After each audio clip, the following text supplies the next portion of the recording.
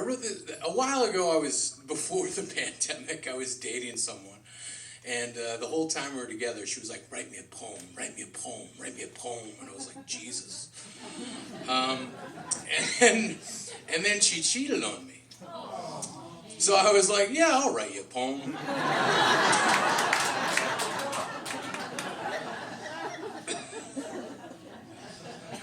So this is that poem.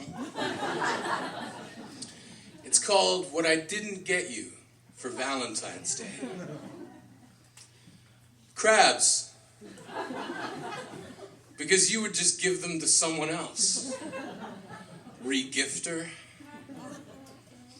So this next poem is...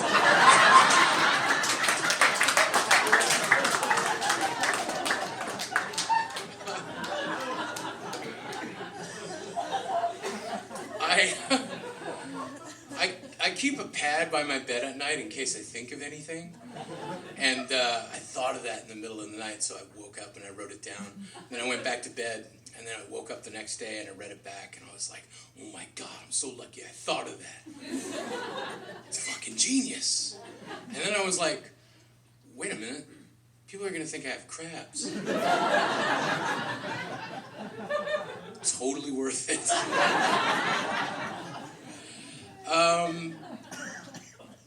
Really though, I guess we will honor that, and it's kind of a love poem, but it's also kind of just in recognition of, those unexpected heroes who emerge in our lives at unexpected times. When I was growing up, I didn't have any friends. I was that sort of outcast at school. When you're different, it's kind of like blood in the water at school. So because of that, I kind of, was depressed growing up. And my grandmother, I was raised by my grandparents. My grandmother saw that.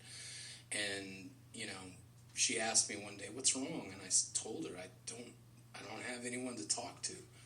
And she just grabbed a notebook from the shelf and handed it to me. And she said, here, you talk to this. And it's never going to judge you based on what you look like or what kind of clothes you wear. It'll always just be there to listen. And so that's kind of how I got started in writing. I didn't think anything of it, and until years later, again, I fell into a pretty bad depression, and my grandmother came to me with all these books I'd written in as a kid, and she said, here are your diaries. And I was like, those are journals. And at first I had no interest in going through them. I was like, God, it was so dark. I don't want to relive any of that. But, out of morbid curiosity, I started to look through. And what I saw was there was still a kid there with a sense of humor, albeit a very dark sense of humor. I'll give you an example. Some of the things I wrote were, one of them was, today my teacher asked me, if everyone else jumped off a bridge, would you? I said no, but secretly, I would. But I would wait until everyone else had jumped off. That way there'd be a nice soft pile of dead bodies for me to land on. And I could happily walk away. That's the kind of shit I was writing. Other things were like maybe more, I don't know what I thought. I wrote a series of pickup lines. I don't know what I thought I was going to accomplish with that. My favorite one was, you're so sweet, you could give cake diabetes. Maybe I should work for Hallmark. I don't know. There was another one that was, you're the kind of girl who would join band and take up an instrument like the theremin just so it wouldn't feel left out or lonely. I feel both left out and lonely. Perhaps you should take up me. Not brilliant stuff. But there was one, when you have that sort of first crush, and it's just, there was one line in one book, and immediately it sent that electric shock into my brain of like, oh my God, yes, her. How could I forget? But taken out of context, it sounded so terrible. You got to keep in mind I was 10 when I wrote this. All it said was, Penny makes the best snow angels because she can spread her legs so wide. And I was like, no! That's not what I meant. But one of the gifts that writing gives you is it's kind of like a time machine. It gives you a chance to go back and hopefully rewrite some of those wrongs. And so I ended up writing this, and I guess we'll start here. I've been thinking about the word crush and how you are my first. And how the worst thing that could have happened when you and I were 10 and made to work together on a grade 5 presentation about animals. Oh, I was so nervous. Without ever having met you, I began to reminisce about how you fell in love with me. It was your typical love story. School is attacked by zombie dinosaurs, and Shy Kid saves the day. I think about the way I was when I was younger. About how my hunger for acceptance drove me to cannibalize my fantasies of love into loneliness, believing everyone else would have to die just for you to love me. But in a role reversal I never expected, you fingertip drew halos around the heads of snow angels. You saved me. Alone together in the back of a library, we studied each animal's secret society and learned the use of the collective noun. Example, a murder of crows. God knows it sounds ominous, but this is how I learned about community. We have names for the groupings that occur even in the open ocean. A battery of barracuda, a shiver of sharks, a school of fish. And I pondered the philosophy, since barracudas and sharks are technically fish, wouldn't the term school of fish encapsulate them as well? It wasn't long before you went on to tell me that each term was in some way meant to suggest the nature of each beast. A destruction of wildcats, a crash of rhinoceroses. This is not meant to say that each animal is considered in some way deadly. There are those who sound downright lovely. A murmuration of starlings, a kindle of kittens, mew, mew, mew, an exaltation of larks. Some are meant to sound industrious or prestigious, a parliament of owls, a labor of moles.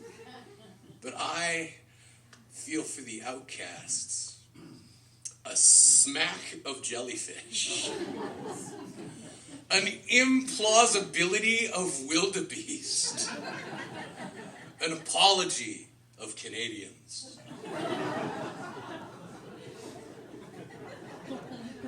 Sorry. You love the classification of cowardice of curs, believe this is where the term underdog stems from. That sometimes we become more than the definitions that are thrust upon us, that we can bite back. That a pack of wolves is part of our ancestry. And the moment we embrace our history, we become a new destiny. We can rewrite a legacy because we are a storytelling of ravens. I began applying this concept to my life, arriving at the conclusion that dickheads congregate in groups. And I cannot describe the solemn pride that was mine when I arrived home with a report card that read, "Shane does not work well in groups." I told you this and we both laughed. And maybe it was my happiness that gave me away. Betrayed my position to the 3 boys who'd made a hobby out of making me cry. I still remember the impact from when they pushed me over in my chair, and you could have just sat there. I wouldn't have been angry. But instead, you decided to teach me that assholes come in bunches. I learned this fact in the back of that library. You helped me up off the ground, then turn around to tell my attackers, you guys are a bunch of assholes. We were 10. If you ever want to know how it feels to be saved, just let someone save you. Let someone rescue the smile drowning inside you. It's not too late, I swear.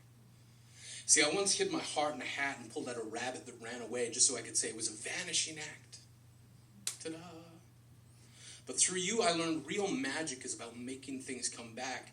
I know, because when a 10-year-old girl can go on to shock 3 bullies into silence, you know you have just determined your lifelong definition of beautiful.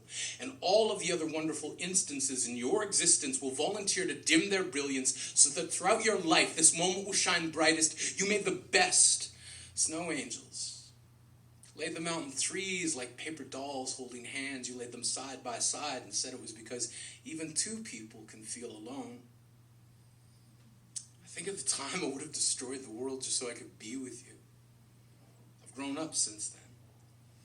But think often of a time when I placed a penny on top of a penny on top of a railroad track, then waited for a train to squish 1 coin into the other so I could give you a 2-cent piece because you were scared that someday they were going to raise the price of 1-cent candies.